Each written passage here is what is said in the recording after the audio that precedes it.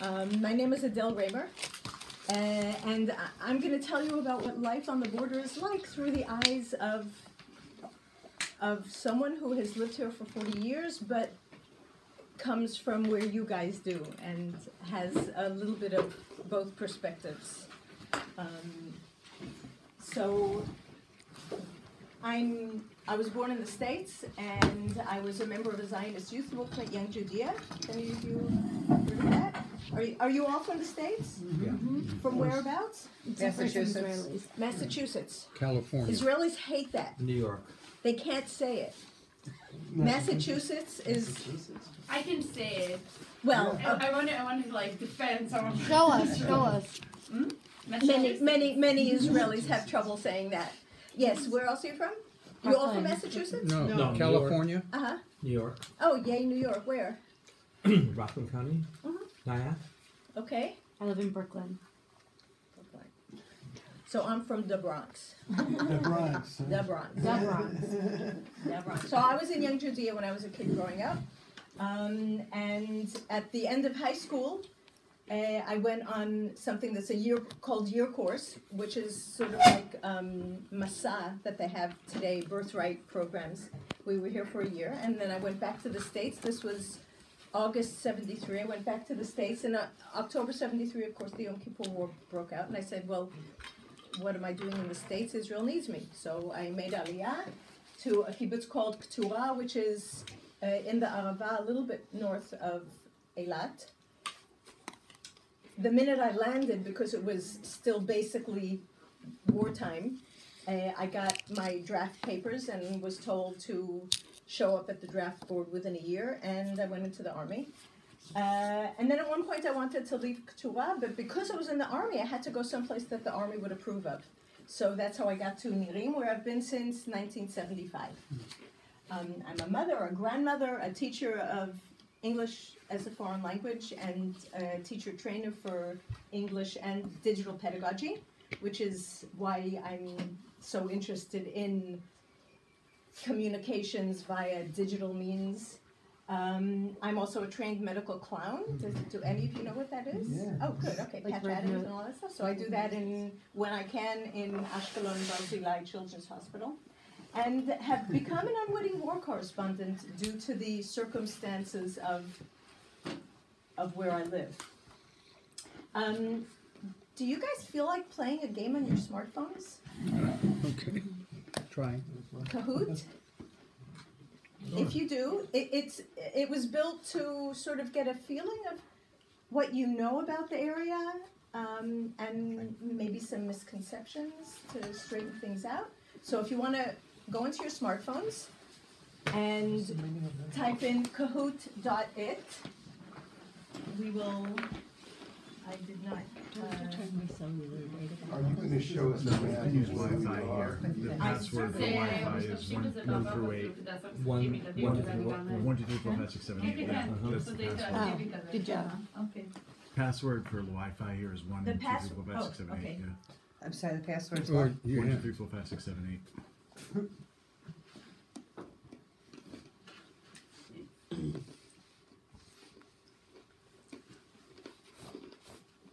You just go in, and in a second I will give you your So what is it? Kahoot.it? code. Just 1 second, please. I have to sign in.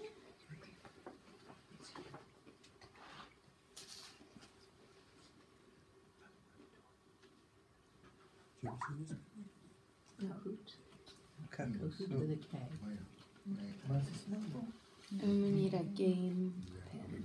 I did. I know, we took it down. Okay. La Wi-Fi? Okay. Okay. Isn't this working? I do, yeah. So I need a pen. Yeah.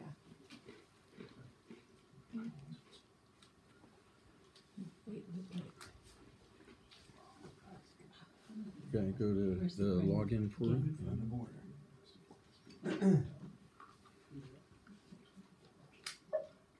Okay. Find the game. So in a second, the password for this place is 1, 2, 3, 4, 5, 6, 7, 8.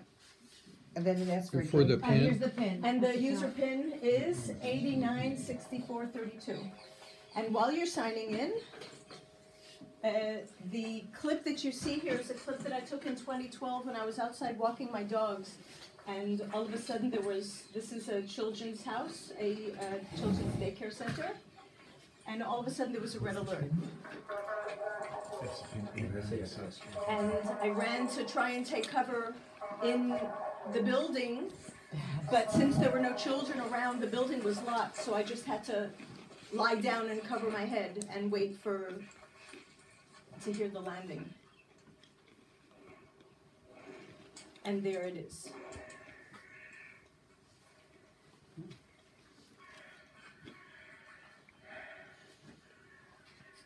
My afternoon walk with the dogs. So this Is there anybody else who's signing in that I should wait for? Or So what was the? sorry?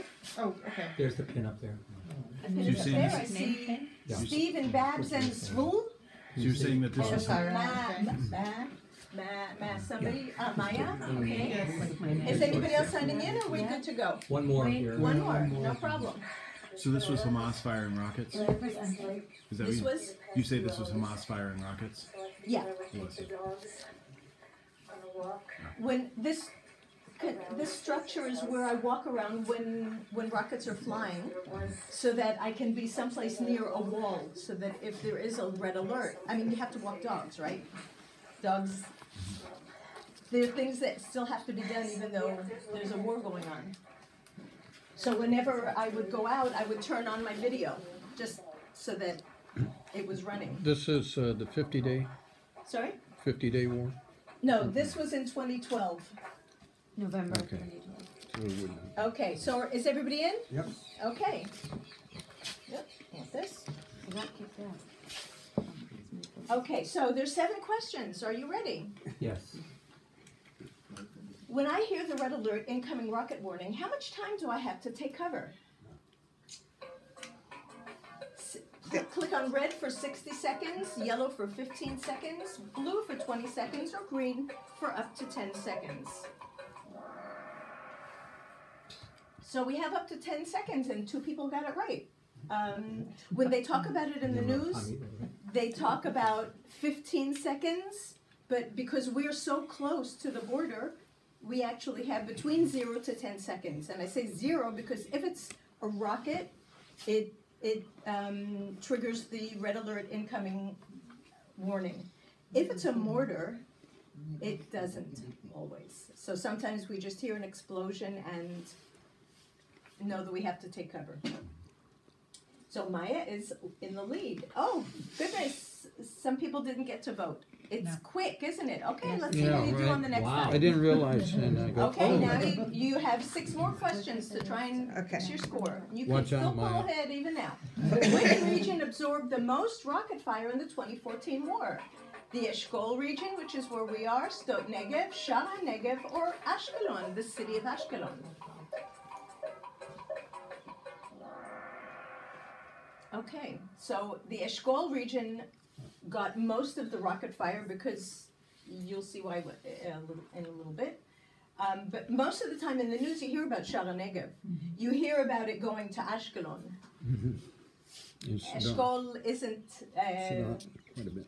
mentioned that often. 1 second. And we are where?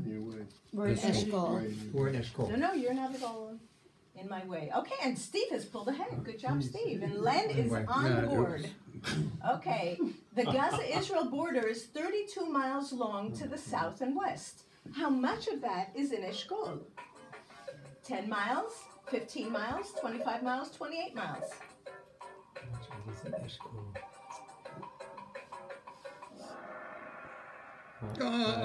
Okay, so 25 miles of it is Eshkol, which is why we got most of the rocket fire. Wow.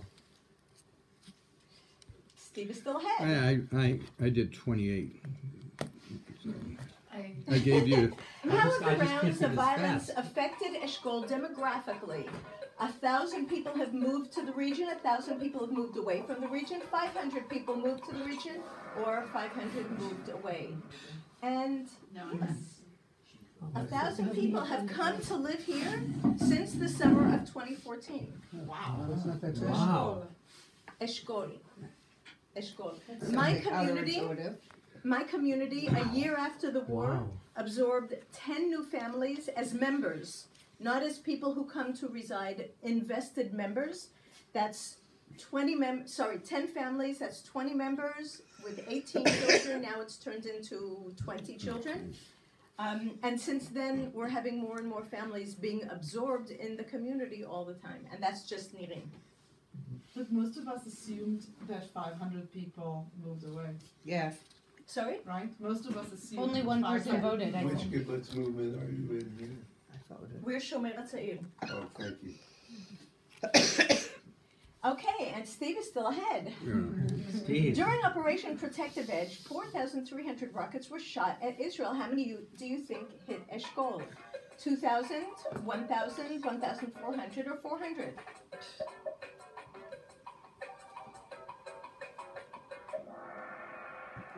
Oh, Okay.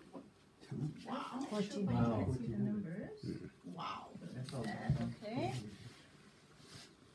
2 of them were right by my house.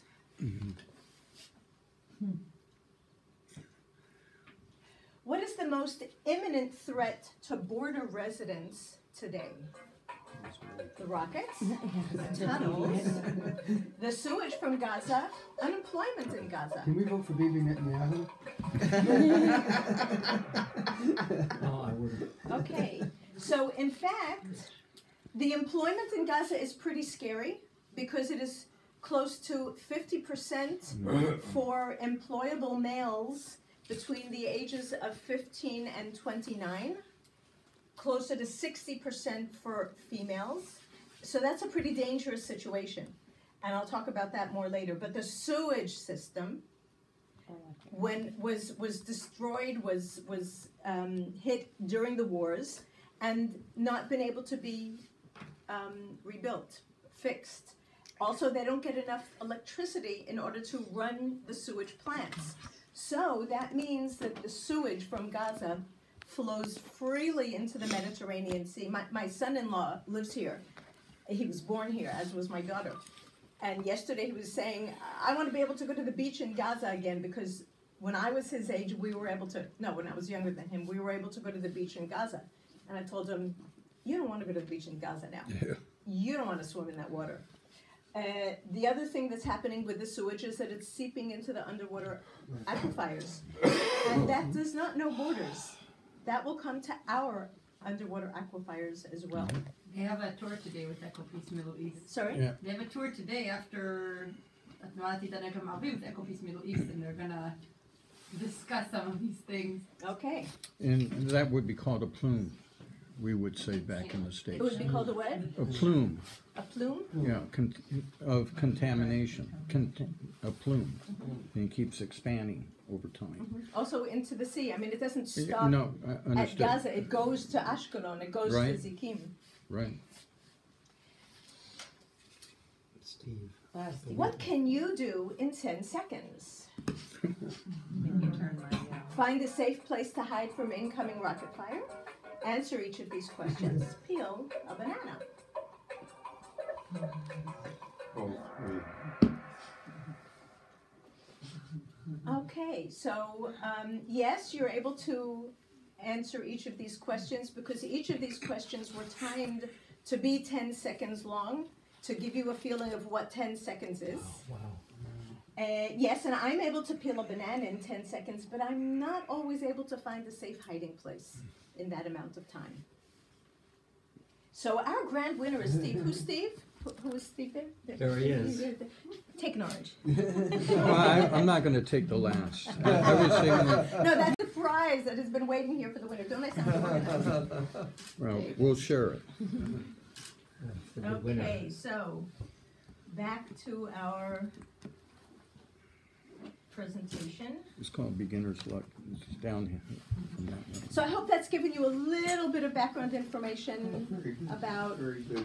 Right. Yeah, that's a good learning tool. things that you may have thought or known or not known. Kibbutz Nirim was founded in 1946 originally in an area called Negev, which is about 20 kilometers south of here. It's part of, if you know any history of Israel, there's the 11 points, 11 nekudot, which the government of Israel in 1946 knew that we were working towards statehood and wanted to have a presence, an organized official presence in the Negev. So they took 11 communities and sent them out on trucks on the Yom Kippur Eve, when nobody would suspect that anybody Jewish would be driving around in the middle of the desert, to set up 10 different communities overnight, because there was an Ottoman law which said that if you have 4 walls and a roof, it's a structure, it's a house, and you can't take it down. So they went out overnight and built a structure at Negev. There's a whole story about what happened here during the War of Independence. I'm not going to go into that. That's a whole different lecture. But a couple of years after the war, they moved up to the present spot where we are today, because basically we're an agricultural community. And even though it's only 20 kilometers south, in fact 18, the difference in rainfall is significant. So they came farther north in order to be able to have more rainfall for the crops. A map. Who asked for a map? You got it. Okay, so this is Egypt. This is the Gaza Strip, and this is the Eshkol region. Okay, you came down there. Over there is, you're going to Netiv HaSara? Yeah. Yes, we Okay, are. so Netiv HaSara is over here. That's where you'll be going afterwards. Oh no, sorry. Netiv HaSara is further up here, because this is Eshkol. And this is Nirim, where you are now. So as you can see, we're a little belly into the Gaza Strip. And the significance of that is that when there is rocket fire, it could be coming from 3 different directions, which means when I'm outside walking with my dogs, or just outside riding my bike, and I hear the incoming rocket warning, I have to try and figure out which direction is safe if I'm near a building, which wall I can lie down next to and be as safe as I can be.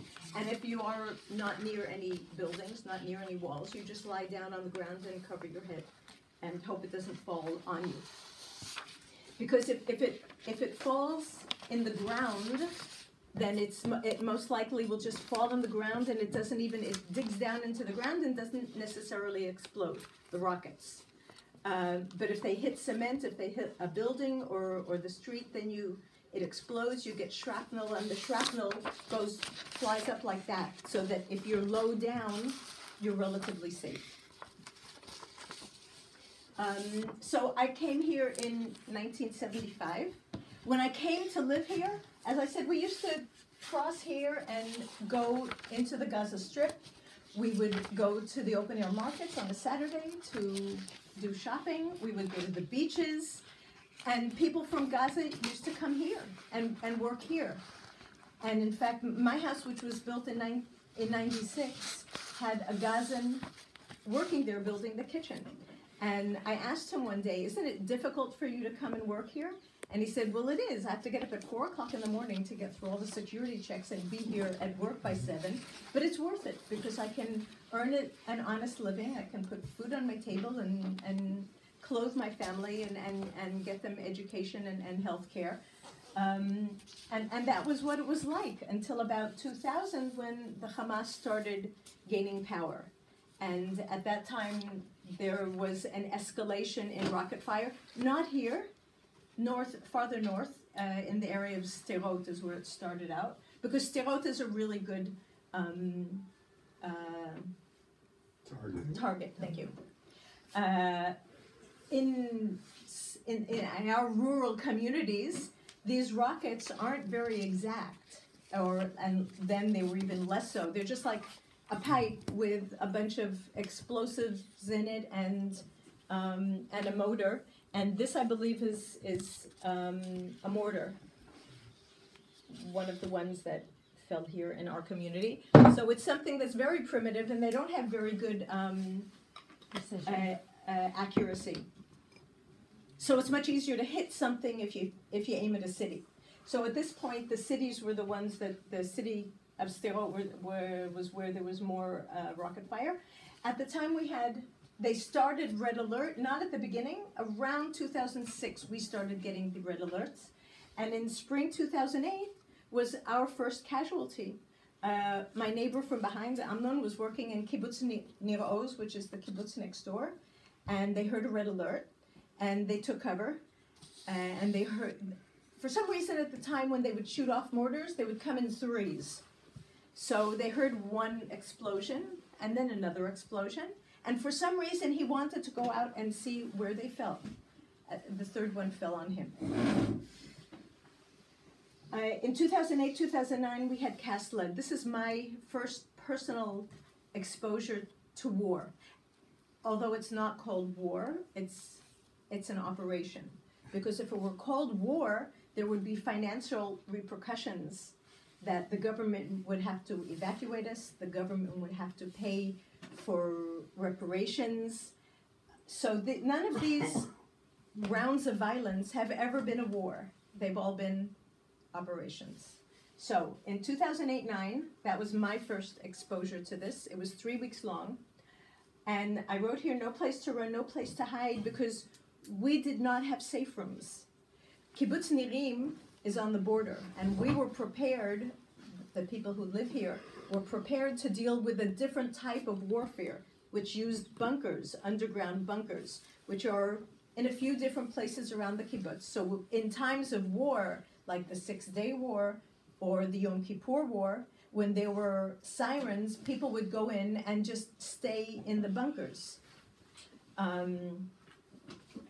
You can't get to these bunkers quickly enough from your house. You have to have something inside your house in order to be safe. So we didn't have safe rooms. And I personally, in November 2008, lost my husband, who had committed suicide after suffering from bipolarity. So I was not in any state to be in a war zone where I had no place where I could feel safe. So I took my dogs and my son, who was here, and we went to a safe. I stayed in Yafo at a friend's house, and my son went to Kibbutz Mishmar Emek, which hosted anyone from our community who wanted to go up there. It's in the center of the country, and 2 years before this we already heard the winds of war and made preparations for the eventuality of evacuation.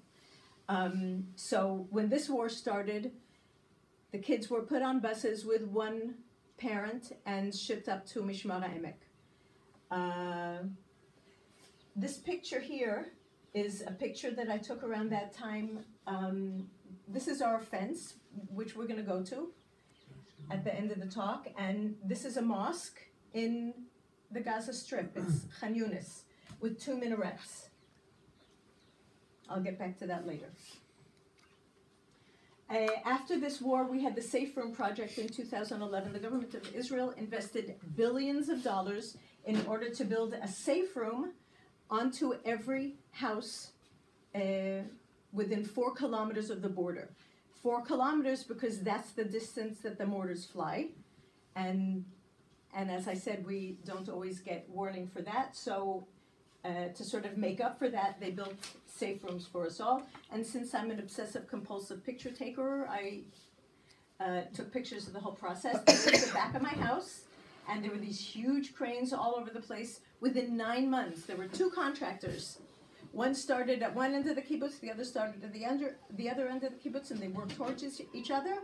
And the one that finished first got the ones that were left over from the other side. So it worked really quickly. 9 months to build a safe room from scratch, not prefabs. It was amazing. They said it would take about that. I didn't believe them. How many homes live in how many homes or families live in the community? There are about 100 families. About 400 people live here. And which year was this, please? And all of the daycare centers were reinforced. You'll see that too as we walk around. Those were reinforced in about 2006. So they built protective coverings around the children's houses, at least the daycare centers where the younger kids are. The older kids, like that are grade school and can run on their own, have a big safe room on the edge of the building, and they're not there all day. They're in school. But the kids that are here on Negev from 7 in the morning to 4 in the afternoon, they are in completely rocket-proof structures, because if you have 2 or 3 people working with 15, 20 children and there's a red alert, you don't have time to grab each one and run. In fact, my daughter who settled here, she got married July 2014 and settled here and has a baby. And one of the fears that she's expressed to me is when they're walking around with these big cages on wheels that they take the kids on walks in the mornings, and there's 2 or 3 women with them, and there are 5, 6 babies in the carriage. She's worried. Will they grab my baby first? It's a very real fear for young parents here. So back to the Safe Room project. That's what it looks like today. It's prettier. There's greenery around it. As soon as I got the keys, I said, I'm going to make this room as comfortable and calming as I can, so that when I have to be in there and use it not as a guest room, but use it as a safe room, it will be as comforting a place as I can make it. So I bought a bed and curtains, and there's a TV in there, and 2 computers, and a place for my dogs. And when the rockets fly, that is where I go to. Not all the time, but during the summer of 2014, this turned into my bedroom. At one point I was having, in 2012, early 2012, I was on a Skype call to my cousin in New York. And I said, you know, it's nuts. We keep running back and forth with rocket fire and red alerts. And he said, really? We don't hear anything about that over here. So that disturbed me. And I went into the safe room and I cracked open one of the computers and I opened up a Facebook group called Life on the Border, things people may not know but should. I don't know why I made it such a long name. But if you look for Life on the Border with Gaza, you'll find it. And the purpose of this group is so that people who live here and communicate in English, write in English, can depict what life is like here.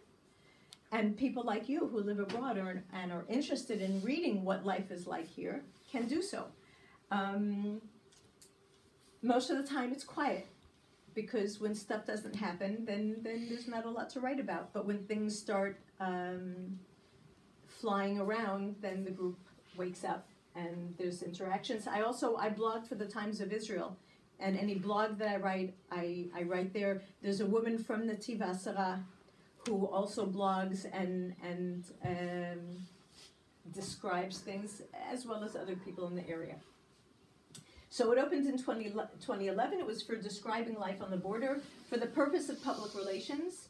As of October, I didn't get to update it today. I usually update the number of members that there are, but there's that's about how many members there are now. And it's a public monitored group, so anybody can find it and read it, but I have to approve postings there, because there have been some things that have been written for incitement, and that's not the purpose. I don't want to have arguments there. I mean, there can be discussions, but I don't want things getting out of hand and flaming and everything, because the purpose is to depict. What I will be posting here is a blog that I'm in the middle of writing, because 2 nights ago, I'm in a secret Facebook group that's called Open Dialogue Israel-Palestine. So there Not so are. secret anymore. Why is that funny?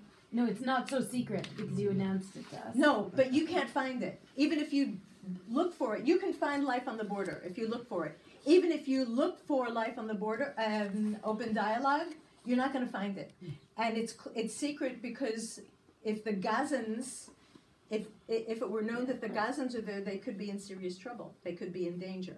So it is a secret group, and you get in by invitation, and it's mostly people who either live here or live there or have vested interests in the sides and want to talk, want to dialogue. So I'm in contact with a man there named Ibrahim.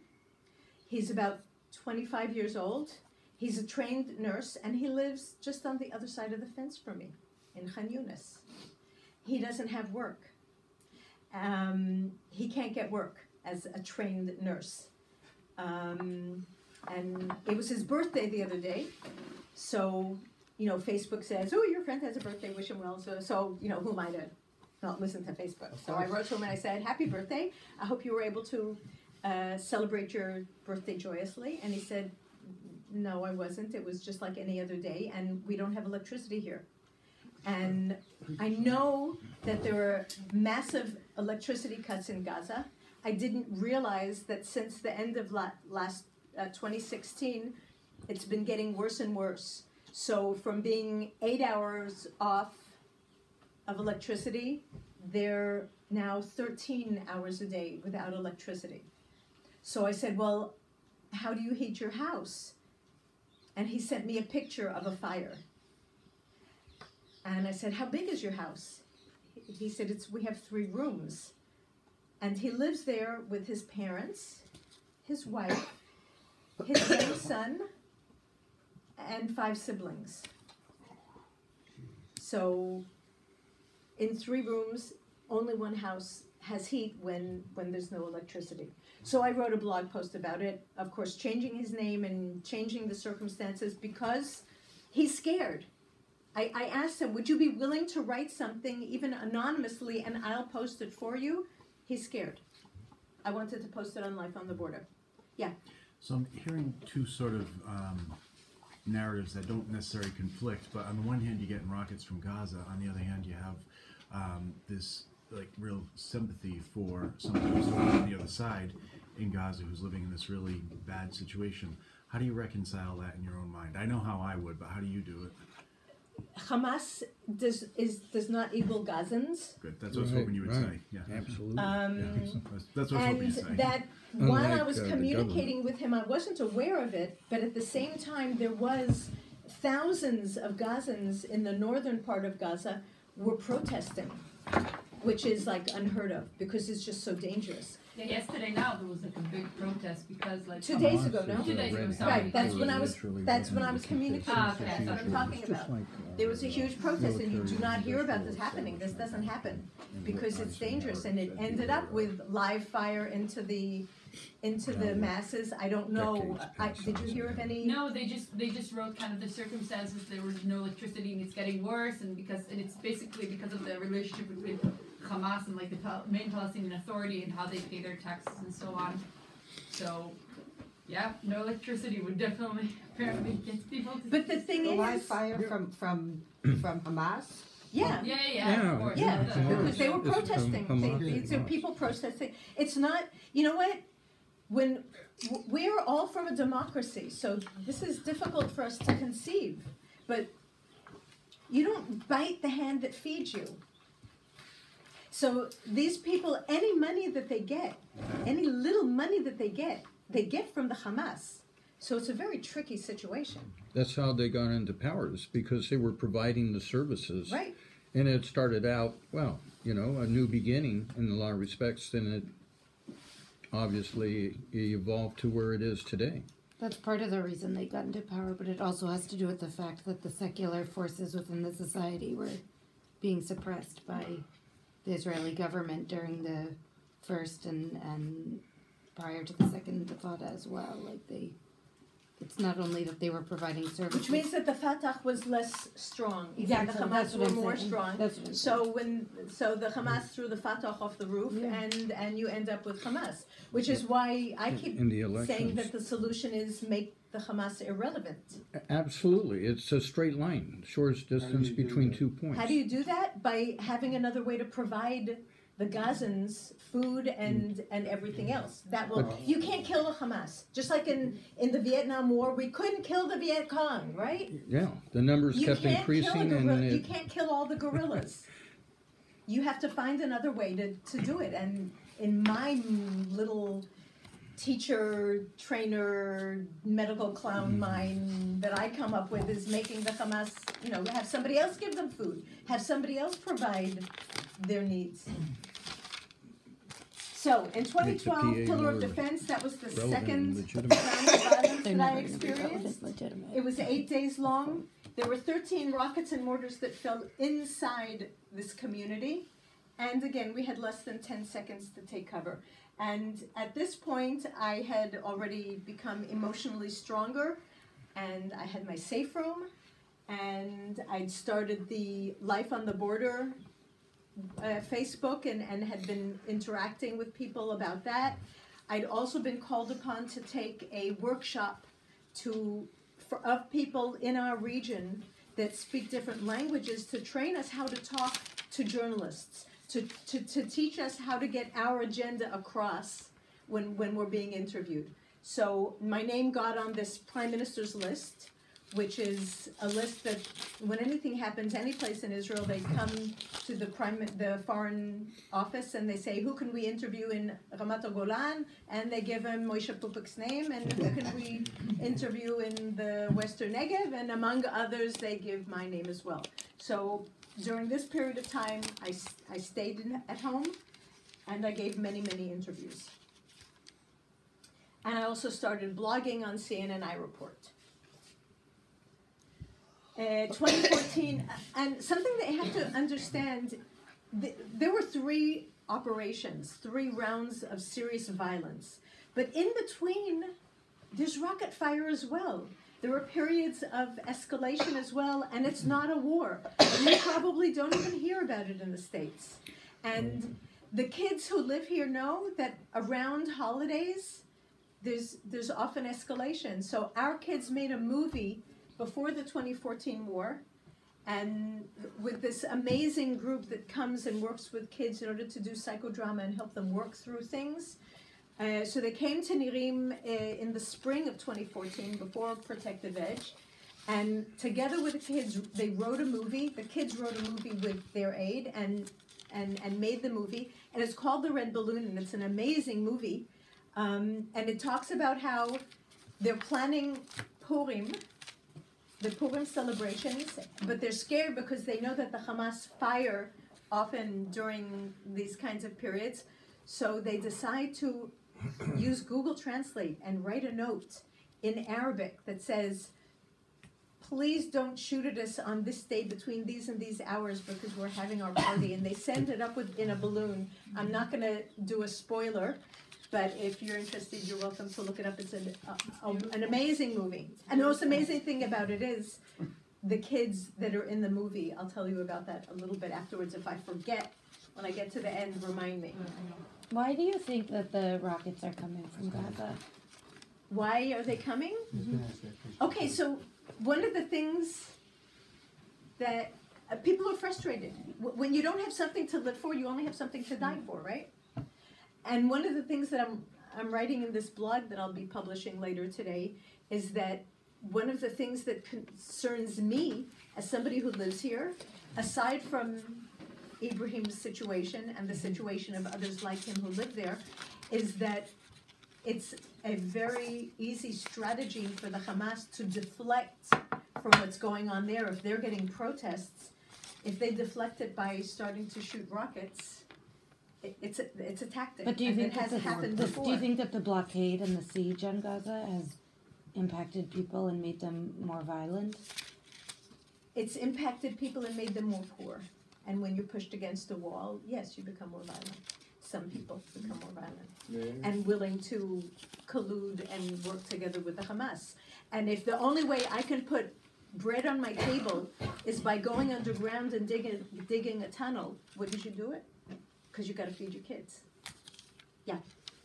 We met Yehuda Glick a few days ago, and he solved the demographic problem of the one-state solution by excluding Gaza. Now, if they exclude Gaza, Gaza's may be even more violent. What are your responses to the idea that a peace solution would exclude Gaza? I don't think it makes very much sense. We didn't either, I personally, I don't need you to glick. There's Israel Katz has a plan. He's Likud, right? He's right wing. He's not a lefty that you can say, oh, he's a lefty. Happy, joy. he has a plan for a port. And he says, give them a port. Naftali Bennett also says, we have to talk. So you give them a port, you let them bring in their materials, you have it overseen by international communities, bodies. It'll take them years to build this port. In the meantime, people have where to go work on building the port. The economy will improve. And in a few years, when they have the port, after they've worked so hard to get it, they're not going to want to lose it that easily. Because 2 bombs, and it's gone. That's Lebanon. So, in my opinion, that's a pretty good solution. And in my opinion, Gaza is part of the picture. So, ignoring them isn't, it's sort of ostrichy kind of plan, in my opinion. But I'm just going to, yes.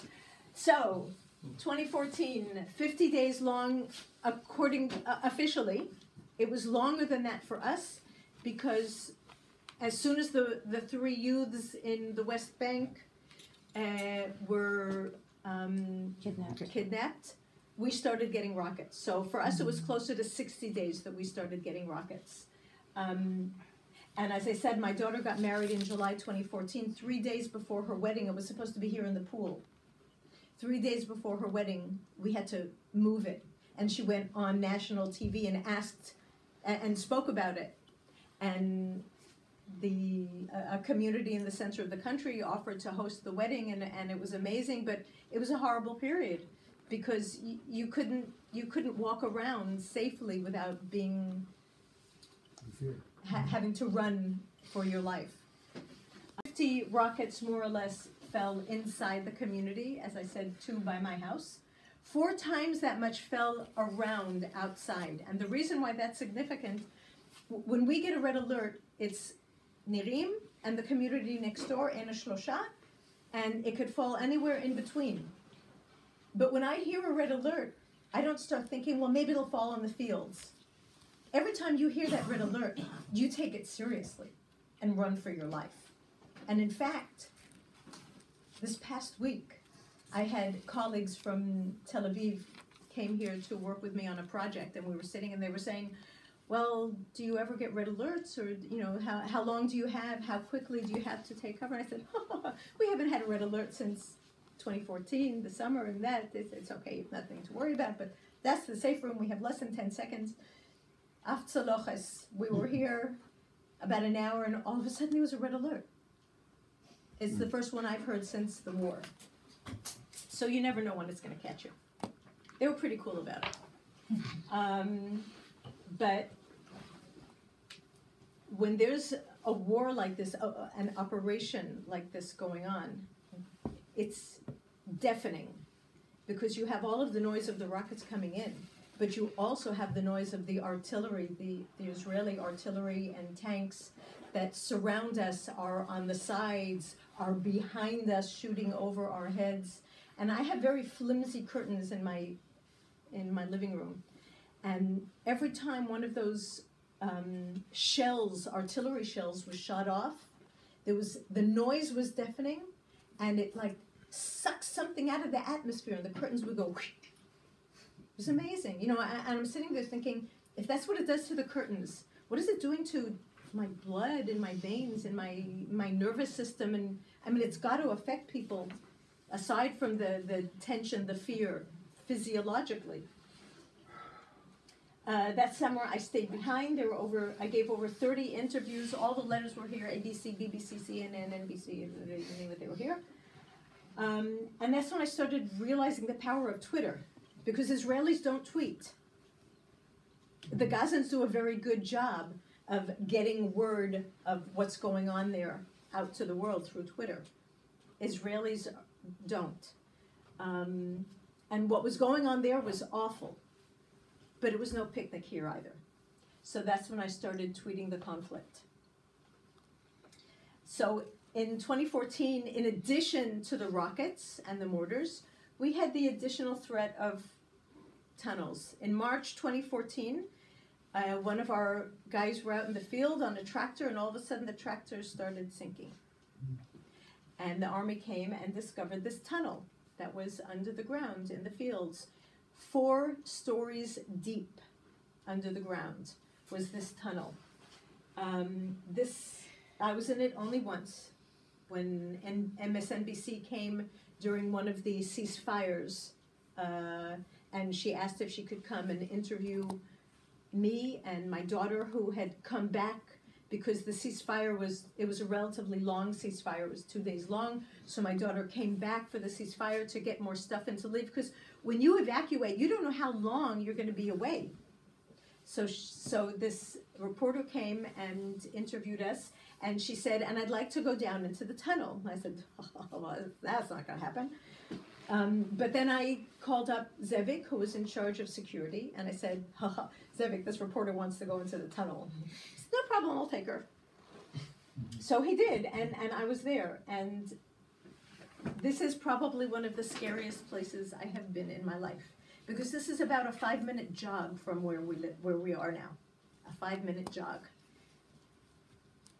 It's not just a tunnel that, is dug and sand and all that. It's reinforced cement here. This is not a tunnel that can be flooded. The tunnels through Egypt, Gaza, can be flooded and destroyed. Nothing's going to happen to this tunnel if it gets flooded. I don't know if you could see it. They have electricity and communications, the wires down here. This is a tunnel that led off to the direction of Ein Shlosha, the community next door. And what you don't see is an identical tunnel over here leading off in the direction of Nirim. Because these tunnels are not just a tunnel. These tunnels are like, the ant farms that the kids have, that they go like all over the place. There's a city, and there could be a city under our feet. There's a city underground of these tunnels. And we know the ones that we found. We don't know the ones that we haven't found. Have I mentioned that we have no Iron Dome? No, we have no Iron Dome. We are too close. In order for Iron Dome to be effective, the rockets have to reach a certain height, and in order for Iron Dome to down it. But because we're so close, they don't get that high. They go under the radar of the Iron Dome. So this picture was taken on August 26th in the morning, the last week of the war. Because we have no Iron Dome, we meaning the smaller communities around the perimeter, the Hamas realized that their goals of downing high-rise buildings in Tel Aviv and Ashdod and Ashkelon were not coming to fruition, and we became the Achilles heel of the country, the kibbutzim and the moshavim that are on the border. And we started getting barrages in the last week, so one after another, and there were like periods where I just couldn't stick my nose out of the safe room because there was so many coming over. This is my house. It's not a lot. It doesn't look very serious. A mortar fell right over here. Those are shrapnel holes. That's a metal door that has a shrapnel hole in it. This is my bedroom. My entire wall inside was riddled with shrapnel holes. Wow. So had I been standing up in my bedroom when this fell, I would not be standing here talking to you today. I was in my safe room. And at this point, and all the electricity in the community went out. And that was the second time that it happened throughout that summer. So there was no AC. My house had been hit. I was in the safe room, as I said, and all of a sudden, I heard an explosion. I didn't understand how close it was. And Zevik, who was in charge of security, and one of his helpers ran in, because when there's a red alert and when rockets fall, the people who are in charge of security don't go in to take cover. I mean, they do at first, but then right away they go outside to see where it fell, to see if anybody's been injured. So they came into my house and they said, Adele, are you okay? And I said, yes, why? And they said, well, your house has been hit. And I walked into my bedroom and I saw this and smelled the gunpowder. And at that point I said, okay, I need a break. I've been here the entire summer. The only times I would leave would be when I would be taken to go talk at some place to journalists or to ambassadors in Tel Aviv. Aside from that, I was here the whole summer. I need a break. So after this happened, my son, my dogs, and I piled into our car. The plan was to get to Mishmar HaEmek, where the rest of the kibbutz was. But on the way, I had committed to talking on a panel in Tel Aviv for MK Herzog about the war. So that's where I was in the afternoon when this was going on. This is the high voltage tower that was knocked out. This over here is Zevik, who was in charge of the security. That's Shachar, who was his helper. Those are the electricians from the kibbutz, and these are electricians from outside of the kibbutz who came in order to fix the electricity. And I'm assuming that they wanted the electricity fixed because, as scary as it is to be in a war zone, it is petrifying to be in a war zone at night in the dark without electricity. So their aim was to get the electricity back and running before it was dark. And this was about 5 in the afternoon that this picture was taken. And this is what happened.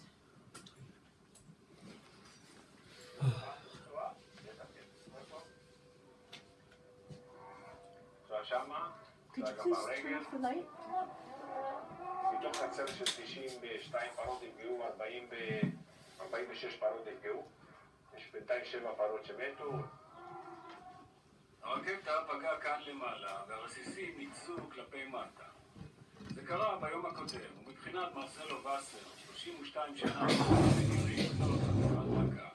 אבל הם נראות בסדר על הרגליים. בינתיים.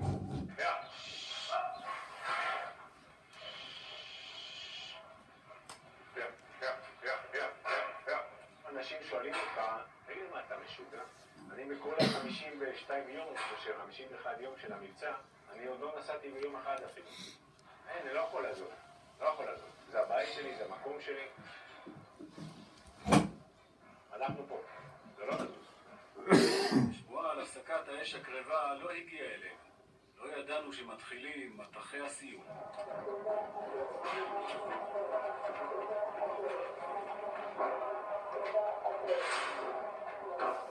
האזעקות התערבבו בשריקות, ומעכשיו, כמו שאומרים, לא נגענו. עוד פעם. שיט.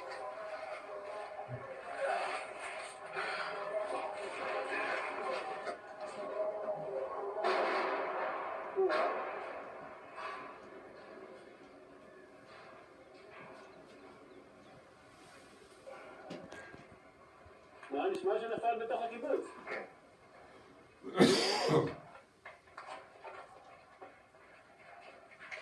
לא מבין למה לא מולידים אותם.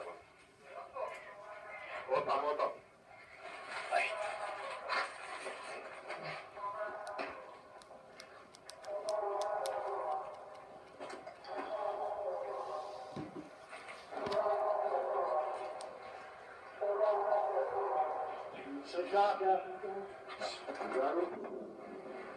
עוד אחד.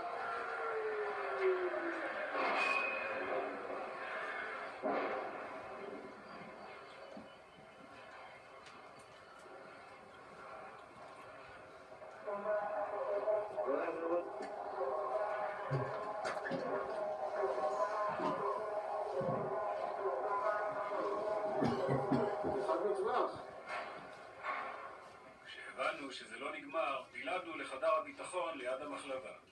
מה, אין דיווחים איפה זה נפל בקיבוץ? זה היה נשמע ממש קרוב. עוד מעט נקבל, כן? הוא גם בכיתה גונות וגם אני, אז אנחנו נקבל את זה. אני עכשיו מחפש את הנפילה, הרבש"ץ? הרבש"ץ. לא העלינו בדעתנו שהרבש"ץ, זאביק עציון, נפגע באותה הנפילה ששמענו. לא קלטנו גם כמה זה קרוב, כ-250 מטר. סבבה, בואו. אומרים לי שיש 3 פצועים. אתה יודע איפה? איפה האוטו? מי שאמר שיש 4 פצועים ולא יודע איפה. בגנרטור? אוי. תעצור.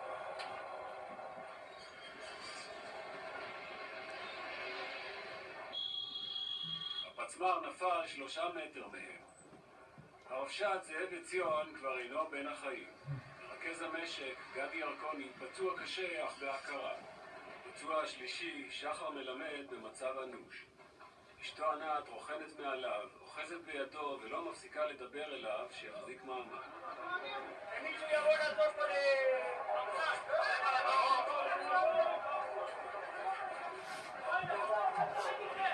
As they were trying to take care of them, there were rockets. They couldn't move them. They took their flak jackets, threw it on their bodies, and ran.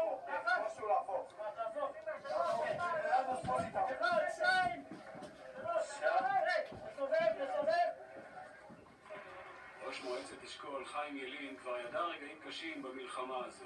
בנו נפצע בעזה, ועכשיו זה כבר יותר מדי.